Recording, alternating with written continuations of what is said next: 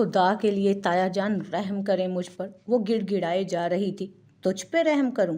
اگر مجھے اپنے بیٹے کی محبت کا لحاظ نہ ہوتا نا تو تیرا سر قلم کر دیتا۔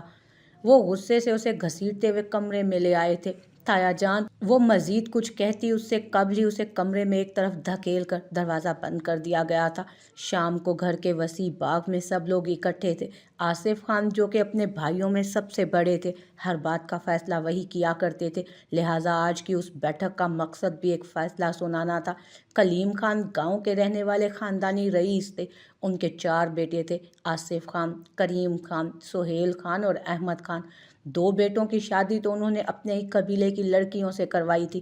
ایک بیٹے کا رشتہ خاندان سے باہر مگر اپنی مرضی سے جوڑا تھا، مگر چھوٹا بیٹا احمد خان تعلیم کے سلسلے میں اسلام آباد گیا تھا اور وہیں ملازمت کے بعد اپنی پسند کی لڑکی سے شادی کر لی۔ یہی وجہ تھی کہ پچھلے 24 سالوں سے کلیم خان نے انہیں اور ان کی بیگم کو، حتیٰ کہ اپنی پوتی شہزین کو بھی نہیں اپنایا تھا، مگر وفات سے کچھ روز قبل انہوں نے احمد خان کو معاف کر دیا، جس کے نتیجے میں ان کا یہاں آنا جانا شروع ہو چکا تھا۔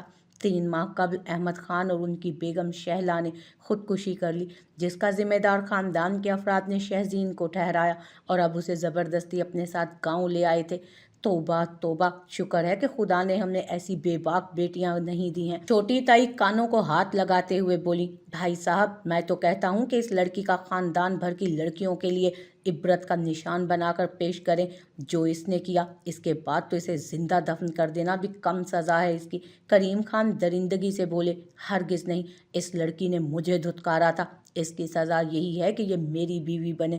باغ میں داخل ہوتے بلال نے اپنا حکم سب پر صادر کیا۔ بلال درست کہہ رہا ہے۔ آصف خان نے بھی بیٹے کی حمایت کی، مگر وہ ایک بد کردار لڑکی ہے بھائی صاحب۔ اس کی بد کرداری کے باعث احمد اور شیلا نے اپنی جان دے دی اور اب آپ اس تہمت کو اس خاندان کی عزت بنانا چاہتے ہیں۔ سہیل خان نے لمبی تمہید باندھی تھی، بس میں نے فیصلہ کر لیا ہے، اب مجھے کسی کے مشورے کی ضرورت نہیں ہے۔ آصف خان نے گویا بات ہی ختم کر دی۔ جی بہتر۔ کریم خان نے بھی مزید مخالفت نہ کی۔ آصف خان کا صرف ایک ہی بیٹا تھا، جبکہ کریم خان کی 2 بیٹیاں تھیں اور اکلوتا بیٹا بمشکل 10 سال کا تھا۔ سہیل خان کی بھی ایک ہی بیٹی تھی۔ گھر کا بڑا بیٹا بلال ہی تھا، جو کہ نہایت ہی غیر ذمہ دار اور فطرتاً کاہل تھا۔ اس کے باوجود پورا گھر اسی کے نام کا دم بھرنے پر مجبور تھا۔ اور جان عزیز، وہ بے ہوشی کی سی حالت میں تھی، تو بلال نے اس پر پانی کے چند قطرے ٹپکائے۔ بلال بھائی، مجھے یہاں سے نکالیں پلیز، وہ ڈرے سہمے لہجے میں بولی۔ کمبخت، بھائی کا لفظ تمہارے منہ سے زہر لگتا ہے مجھے، تم تو میری جان ہو، میں تو تمہیں آج ہی نکال دیتا، مگر قاضی نے نکاح کی تاریخ آج کی نہیں نکالی۔ وہ کرسی پر بیٹھتے ہوئے بولا، نکاح؟ کس کا نکاح؟ وہ جو زمین پر دیوار سے ٹیک لگا کر نیم دراز تھی، یکدم سیدھی ہو بیٹھی، ہمارا نکاح۔ وہ منہ میں سگریٹ ڈالے لائٹر سے جلاتے ہوئے بولا، آپ لوگ میرے ساتھ زبردستی نہیں کر سکتے۔ اس نے تھوڑی ہمت دکھائی تو بلال فوراً اس کے قریب آ بیٹھا۔ کرنے کو تو میں بہت کچھ کر سکتا ہوں، مگر پھر تمہاری محبت مجھے روک دیتی ہے، مجبور کر دیتی ہے رکنے پر۔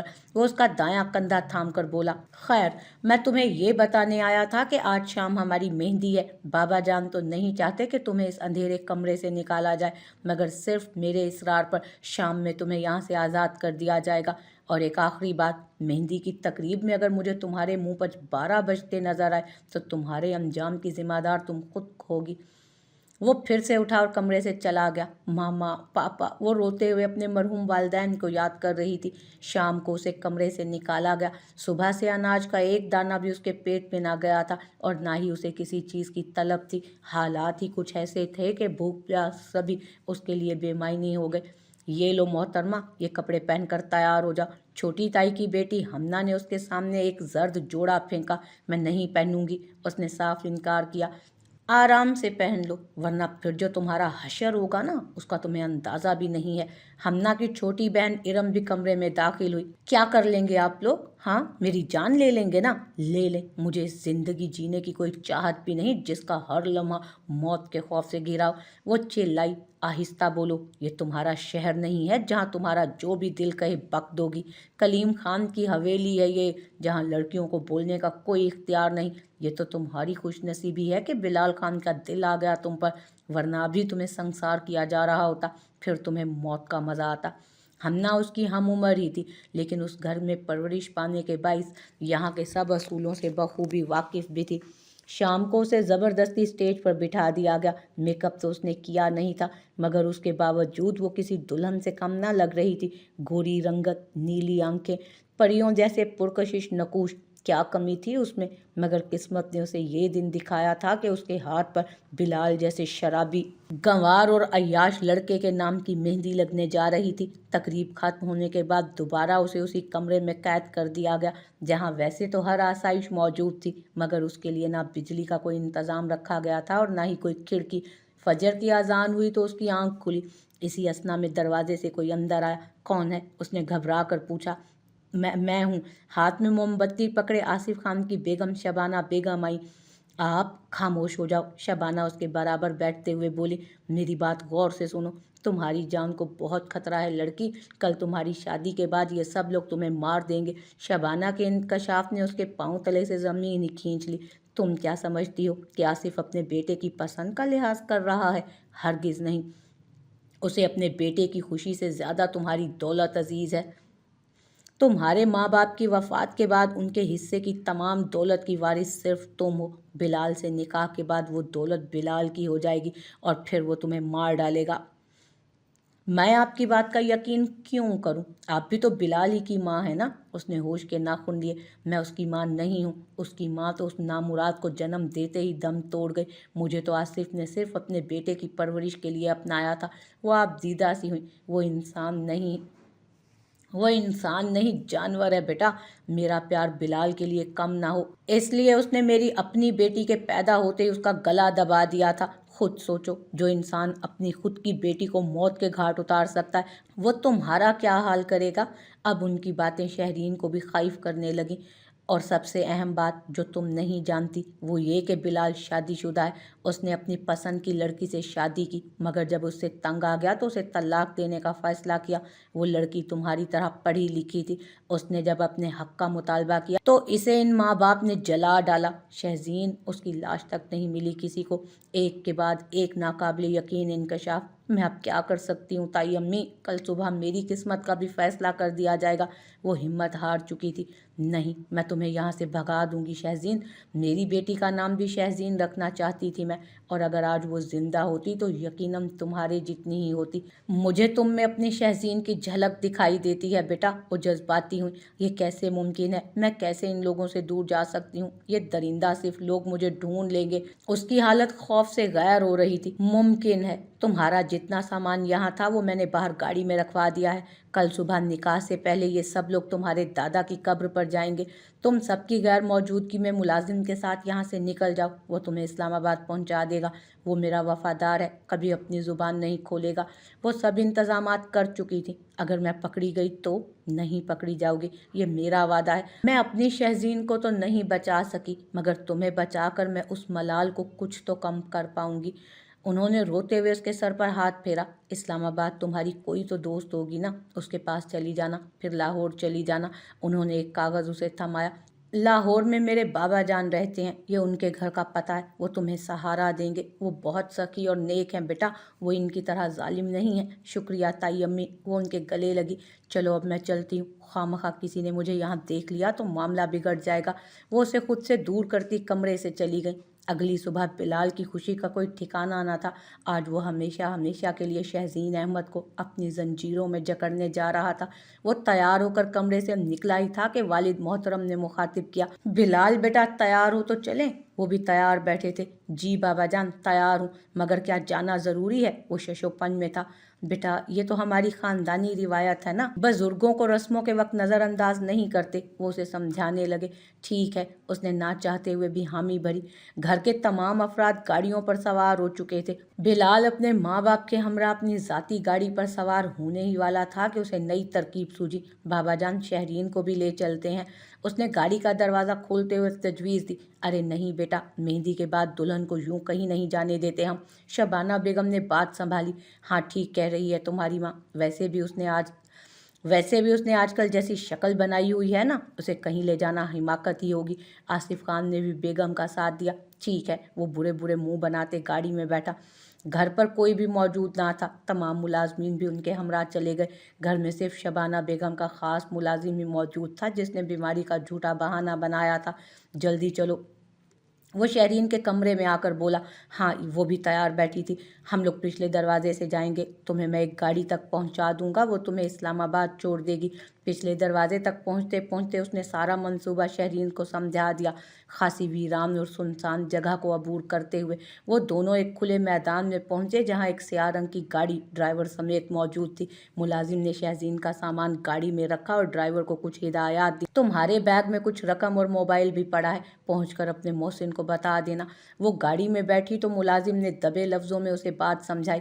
वो भी किसी सूरत नहीं चाहता था कि शबाना बेगम का नाम सामने आए। ठीक है, वो भी बात समझ गई थी। वो लोग शाम ढलने से पहले घर आ गए। तमाम तैयारियां तो कल ही मुकम्मल कर ली गई थी, बस कुछ ही देर में निकाह और फिर रुखसती के मामला तय पाते।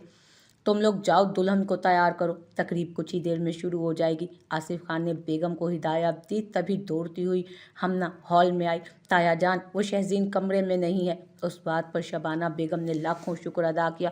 क्या बकवास कर रही हो, कहाँ जा सकती है वो? बिलाल ताइश में आया। हाँ देखो, उधर ही कमरे में ही होगी, कहाँ जा सकती है वो?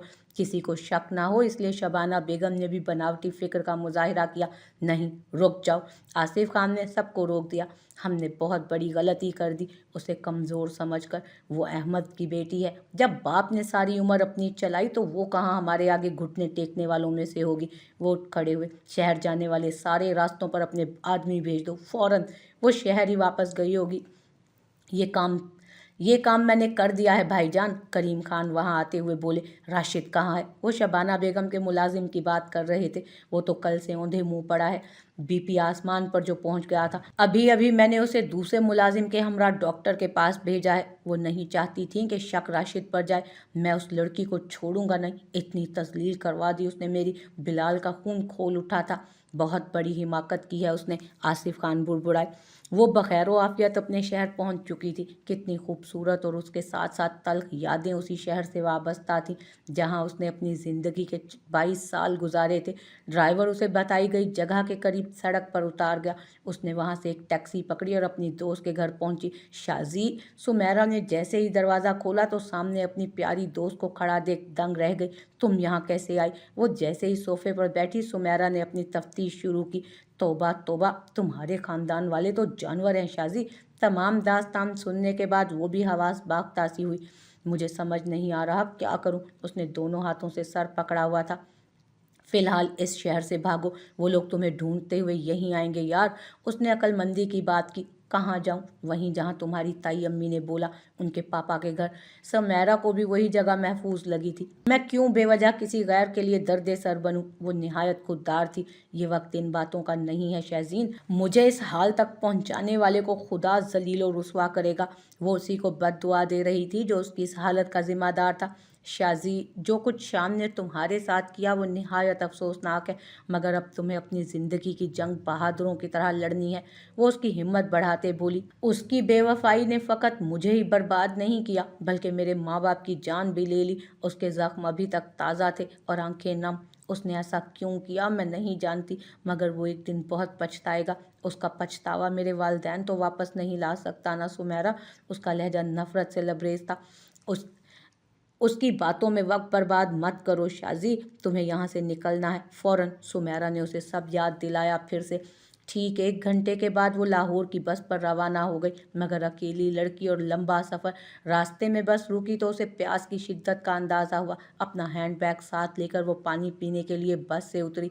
वो पानी पीकर जैसे ही मुड़ी तो आसिफ खान के कुछ लोगों ने उसे वहाँ देख लिया।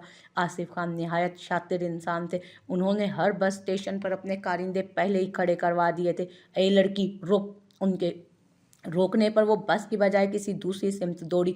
पकड़ो इसे! एक आदमी ने सबको हिदायत दी, जिसके नतीजे में वो लोग शहरीन अहमद के ताक़ुब में दौड़ पड़े। वो दौड़ती दौड़ती किसी वीरान सड़क की जानिब निकल पड़ी जहाँ कोई भी मौजूद ना था। दौड़ते दौड़ते अचानक उसका पाँव टेढ़ा हुआ, जिसके नतीजे में वो गिरने ही लगी थी कि किसी ने उसे सहारा देकर बचा लिया। इंसान को कदम हमेशा मजबूत रखने चाहिए ताकि ठोकरों से बच सके। उसे सहारा देने वाला लड़का उसे खुद से दूर करते बोला। میں وہ لوگ میرا پیچھا کر رہے تھے۔ وہ گھبرا گھبرا کر پیچھے دیکھ رہی تھی۔ کون لوگ؟ وہ لڑکا بغور پیچھے کے راستے کو دیکھنے لگا۔ اے لڑکی، اسی اسنا میں وہ لوگ بھی وہیں پہنچ گئے۔ او مائی گڈنس، 1 2 3۔ وہ لڑکا ان کی تعداد گننے لگا۔ لڑکی کو ہمارے ساتھ جانے دو، ان میں سے ایک خطرناک تیوروں کے ساتھ پھنکارا۔ کیوں؟ وہ آستینے چڑھاتے بولا۔ یہ ہمارے گاؤں کی لڑکی ہے۔ اس بار دوسرے نے جواب دیا، مگر اس وقت یہ ملک شازمان ابراہیم کے علاقے میں ہے۔ اس نے مسکراتے ہوئے اپنا تعارف کروایا۔ ہم سے دشمنی تمہیں مہنگی پڑے گی۔ سستی چیزوں کا مجھے بھی کوئی شوق نہیں، اس نے شوخی سے مسکرا کر کہا۔ تیری تو! وہ لوگ بڑھے تو اسے مارنے کے لیے تھے، مگر ایک کے بعد ایک ان سب کی شامت آئی۔ بولا تھا میں نے، عزت سے مان جاؤ، خواہ میرا ٹائم برباد کر دیا۔ وہ سب زمین پر مار کھا کر گرے پڑے تھے، اور اب شاہ زمان دوبارہ اپنی آستینیں درست کر رہا تھا۔ اور میڈم، آپ بھی اپنا تعارف کروا دیں۔ وہ جیسے ہی شہزین کی طرف مڑا تو وہ وہاں موجود ہی نہیں تھی۔ کدھر گئی اب یہ لڑکی؟ وہ اپنے بالوں میں ہاتھ پھیرتے ہوئے بولا۔ وہ وہاں سے دوبارہ بس اسٹینڈ پر آئی، مگر وہاں پر اب کوئی بس موجود نہ تھی۔ سنیے، یہاں بس تھی؟ اس نے ایک اسٹال پر موجود آدمی سے پوچھا۔ بس تو 5 منٹ پہلے ہی نکل گئی۔ کیا؟ ایک نئی مصیبت، کہاں جاؤں اب میں؟ وہ چلتے چلتے سوچ رہی تھی کہ اس کا سارا سامان بس میں ہی رہ گیا تھا۔ ایک ہینڈ بیگ ہی اس کے پاس تھا جس میں رقم اور شازیہ بیگم کے بھائی کا پتہ تھا۔ کچھ مدد چاہیے میڈم؟ 2 لڑکے پاس آئے۔ نہیں، وہ نظریں چرا کر آگے چلتی بنی۔ ارے میڈم، اکیلی کہاں جا رہی ہیں آپ؟ وہ لوگ اس کا پیچھا کرنے لگے۔ تبھی ایک گاڑی ٹھیک ان کے آگے آ رکی۔ Not again! گاڑی سے نکلتے شازمان نے اسے پہچان لیا۔ تم نے کیا آج میرے ہاتھوں کسی کا قتل کروانا ہے لڑکی؟ وہ شہزین سے مخاطب ہوا۔ شاہ زمان صاحب؟ وہ دونوں بری طرح سہمے تھے۔ ہاں جناب، چلو بھاگو یہاں سے۔ اس کا حکم دینا تھا کہ وہ دونوں اڑن چھو ہوئے، اور آپ خدا کے لیے گاڑی میں بیٹھیں۔ اس نے شہرین پر بھی حکم صادر کیا۔ کیوں؟ اس نے صاف انکار کیا۔ کیونکہ آپ اکیلی ہیں، اور وہ بھی ایک لڑکی، اور میرے پاس بھی اتنا فضول وقت نہیں کہ بار بار آپ کو بچاتا پھروں۔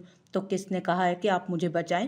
اس کا جتانا شہرین کو ناگوار گزرا۔ ارے واہ، نیکی کا تو زمانہ ہی نہیں، بجائے اس کے کہ آپ میری تعریف کریں، آپ الٹا میری تضحیق کر رہی ہیں۔ وہ ابھی بول ہی رہا تھا کہ شہزین کی آنکھوں سے آنسوؤں کی برسات ہونے لگی۔ دیکھیں میڈم، آپ یہاں کسی کو بھی نہیں جانتی شاید، اس لیے یہ میری عاجزانہ گزارش ہے کہ پلیز میرے ساتھ چلیں۔ آپ کو جہاں جانا ہے میں آپ کو وہاں چھوڑ دوں گا۔ اس مرتبہ وہ نرمی سے بولا تھا۔ جانتی تو میں بھی آپ کو نہیں ہوں، وہ یکدم بولی، پر پہچانتی تو ہے نا؟ میں کم سے کم باقیوں جیسا تو نہیں ہوں، ایک شریف گھر کا رہنے والا ہوں، ورنہ کیوں کرتا آپ کی مدد؟ وہ دلیل دیتے ہوئے بولا۔ پر مجھے آپ پر نہیں، مگر اپنے اللہ پر بھروسہ ہے کہ وہ میری حفاظت ضرور کرے گا۔ وہ اس کی گاڑی کی طرف کہتے ہوئے بڑی سٹائل ہے بھائی۔ اس کی بات پر وہ بڑبڑایا۔ کچھ کہا آپ نے؟ وہ فوراً مڑی۔ میری یہ مجال؟ وہ اپنے گوگلز لگاتا گاڑی میں جا بیٹھا۔ میرا نام ملک شازمان ابراہیم ہے۔ گاڑی چلاتے اس نے اپنا تعارف کروایا۔ آپ کا نام؟ اسے مکمل لا تعلق بیٹھا دیکھ وہ پھر سے ہم کلام ہوا تھا۔ لاہور؟ جی نائس نیم۔ اس نے اپنا نچلا ہونٹ کچلتے ہوئے کہا۔ مجھے لاہور جانا ہے۔ پھر اس نے بات مکمل کی۔ یہ آپ کا نام ہے؟ آپ کا دماغ خراب ہے کیا؟ میں آپ سے کہہ رہی ہوں کہ مجھے لاہور جانا ہے۔ اسے غصہ آیا۔ مگر میں تو آپ سے آپ کا نام پوچھ رہا تھا۔ اس کی سوئی ابھی بھی وہیں اٹکی تھی۔ میں کیوں بتاؤں آپ کو اپنا نام؟ کیونکہ میں نے اپنا نام آپ کو بتا دیا ہے، اس لیے۔ اس کا وہی مخصوص اپنائیت سے بھرپور لہجہ تھا۔ تو میں نے تو آپ سے آپ کا نام نہیں پوچھا تھا نا؟ وہ بدلحاظی پر اتر آئے۔ مگر میں تو پوچھ رہا ہوں۔ اس نے ایک گہری نظر اس لڑکی پر ڈالی جس کا دل کا سراپا کسی کو بھی اپنی طرف مائل کرنے کی بھرپور صلاحیت رکھتا تھا۔ ویسے آپ سے ایک سوال کر سکتا ہوں؟ اس کے اس سوال پر بھی وہ خاموش رہی۔ پاکستان میں لڑکی کی خاموشی کو ہمیشہ ہاں ہی سمجھا جاتا ہے۔ وہ شرارتی انداز میں بولا۔ میرے ہاں یا نہ سے آپ کی زبان کو تالا تو لگنے سے رہا۔ وہ بے انتہا تیکھے لہجے میں بولی۔ آپ کا پیچھا کرنے والے لوگ کون تھے؟ دیکھیں، ٹرسٹ می، میں آپ کی ہر ممکن مدد کرنے کو تیار ہوں۔ وہ میرے تایا جان کے لوگ ہیں۔ تایا جان میری شادی اپنے بیٹے سے کروانا چاہتے تھے۔ اس نے سچ ہی بتایا۔ اور آپ ہر فلمی کہانی کی طرح کسی اور سے محبت کرتی ہوں گی، اور پھر اس لڑکے کے کہنے پر آپ نے اپنا گھر بار اس کے لیے چھوڑ دیا ہوگا، اور اب وہ لڑکا آپ کو چھوڑ کر بھاگ گیا، یہی بات ہے نا؟ شیم آن یو میڈم، اگر مجھے پتا ہوتا کہ یہ ماجرا ہے تو میں آپ کو خود ان کے حوالے کر دیتا جا کر۔ وہ بغیر وقفے کے بولتا چلا گیا۔ ایکسکیوز می مسٹر، آپ ہوتے کون ہیں مجھ پر غصہ کرنے والے؟ اور ایک بات، مرد ذات سے مجھے سخت نفرت ہے۔ میں کسی لڑکے کی محبت میں اندھی ہو کر وہاں سے نہیں دوڑی، بلکہ اپنی جان بچانے کے لیے دوڑی ہوں۔ وہ لوگ شادی کے بعد مجھے مار کر میرے مرحوم والدین کی دولت پر قبضہ کرنا چاہتے تھے، اور یہ بات مجھے خود میری تائی امی نے بتائی، اور انہی کی مدد سے میں یہاں تک پہنچی۔ وہ تو میری قسمت خراب تھی جو میری بس مس ہو گئی، ورنہ آپ کے ساتھ ایک لمحہ بھی مجھے گوارا نہیں۔ اس نے بھی لمبا چوڑا جواب دیا۔ اوہ ایم سوری۔ وہ شرمندہ سا ہوا۔ قصور آپ کا نہیں ہے، یہ ہمارے معاشرے کا اصول ہے کہ بغیر کچھ جانے لڑکی پر ہی سارا ملبہ گرا دیا جاتا ہے۔ وہ پھر سے رونے لگی۔ دیکھیں مس، پلیز ڈونٹ کرائی۔ اس نے ڈیش بورڈ پر رکھا ٹیشو پیپر اسے تھمایا۔ آپ پلیز مجھے بتائیں کہ آپ کو لاہور کہاں جانا ہے؟ اس ایڈریس پر۔ اس نے ایک کاغذ اسے دکھایا۔ ریئلی؟ وہ تھوڑا حیران ہوا۔ جی، آپ کی تائی امی کا نام شبانہ ہے؟ یہ اسے کیسے معلوم تھا؟ جی، آپ کو کیسے پتا؟ وہ میری سگی پھپھو ہیں، اور یہ میرے گھر کا ہی ایڈریس ہے۔ وہ مسکرایا۔ کیا؟ وہ ہکا بکا رہ گئی۔ جی، ویسے پھپھو نے دادا جان کو بتایا تو تھا کہ ایک مہمان ہمارے یہاں رہنے آ رہی ہے، مگر مجھے نہیں پتا تھا کہ آپ کی ایکشن سے بھرپور انٹری ہوگی۔ وہ زیادہ دیر تک سنجیدہ رہنے والا انسان بالکل نہ تھا۔ آپ بھی میری بے بسی کا تماشا بنا لیں۔ اس نے سانس کھینچتے ہوئے آہ بھری۔ اوہ ایم سوری۔ بس اسے اپنی غلطی کا احساس ہوا۔ شہرین احمد، اس نے بالآخر اپنا نام بتایا۔ اوکے مس شہرین احمد، اب یہ بندہ آپ کو آپ کی منزل مقصود تک لمحوں میں پہنچا دے گا۔ وہ سلیوٹ کرتے بولا۔